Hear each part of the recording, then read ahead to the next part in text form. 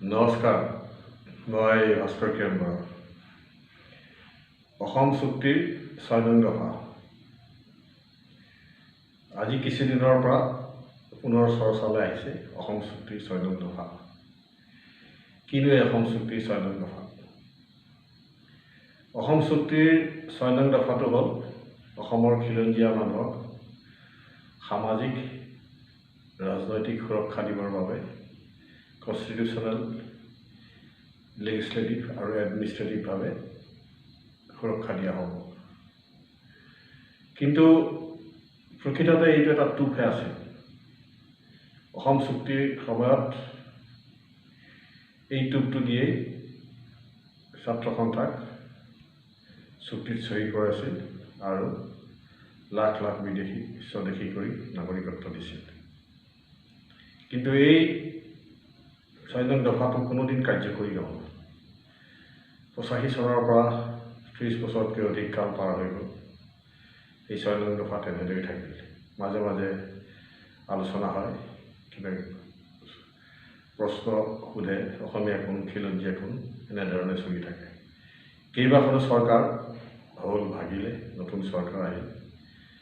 মাজতে বিজেপি চৰকাৰো আহিছিল এবাৰ, অটল বিহাৰী বাজপেয়ীদেৱৰ প্ৰধানমন্ত্ৰীত্বত।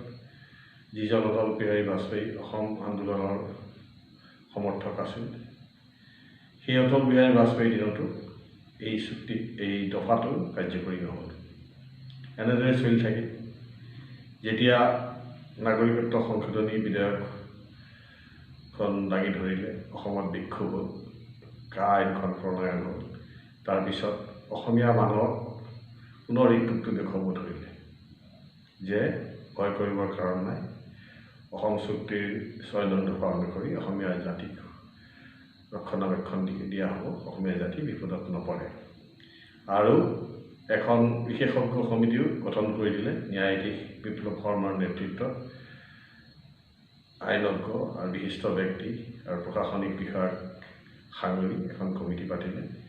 কমিটিয়ে প্ৰায় এবছৰ কালেই আলোচনা বিলোচনাৰ মাজেৰে এখন প্ৰতিবেদন প্ৰস্তুত কৰি ৰাজ্য চৰকাৰক দাখিল কৰিলে। আৰু ৰাজ্য চৰকাৰৰ সেইখন কেন্দ্ৰীয় চৰকাৰৰ হাতত অৰ্পণ কৰিছোঁ বুলি জনসাধাৰণক জনালে।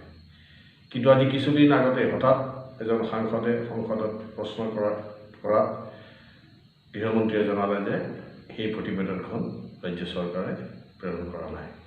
আকৌ হুলস্থুল লাগিল। লগে লগে হিমন্ত বিশ্ব শৰ্মা আৰু সৰ্বানন্দ সোণোৱালক কেন্দ্ৰীয় গৃহমন্ত্ৰীয়ে মাতি পঠিয়ালে।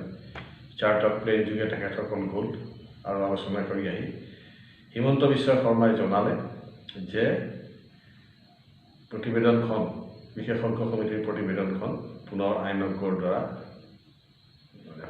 পৰীক্ষা কৰা হ'ব, তাৰপিছতহে এইখন গ্ৰহণ কৰাৰ কথা আহিব।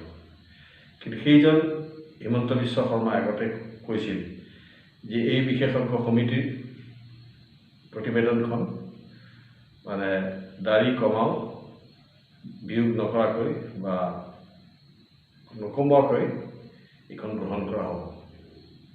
গতিকে তেখেতসকলৰ ফাঁকিবিলাক পুনৰ ওলাই পৰিল।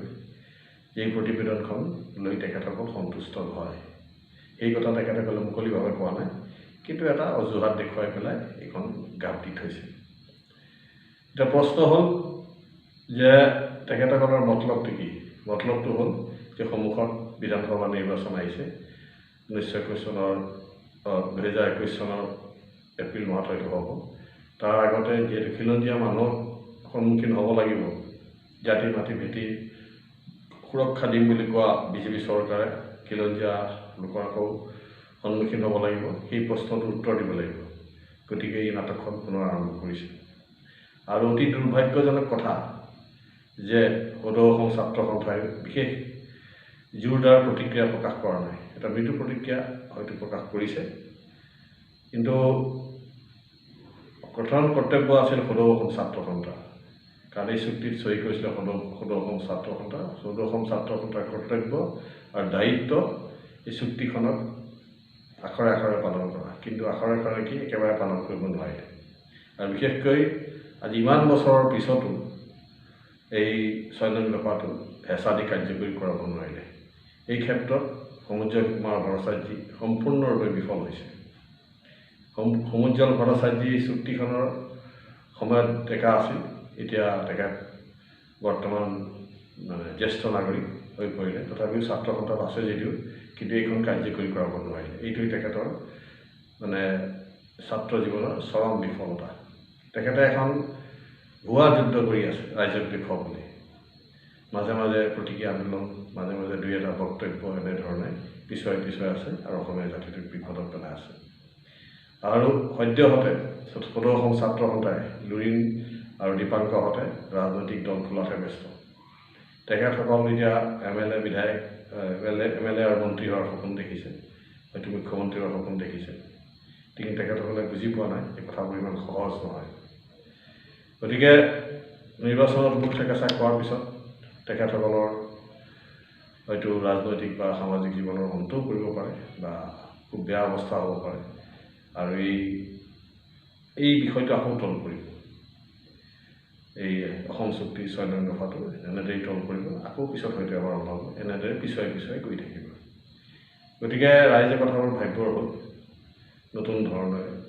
যদি আমি এনেদৰেই চলি গৈ থাকোঁ, এই মুখৰ আগত টোপ তুলি আমি গৈ থাকিব অনাদি অনন্তকাললৈ কোনোদিন কাৰ্যকৰী নহয়। নমস্কাৰ, জয় আহোম।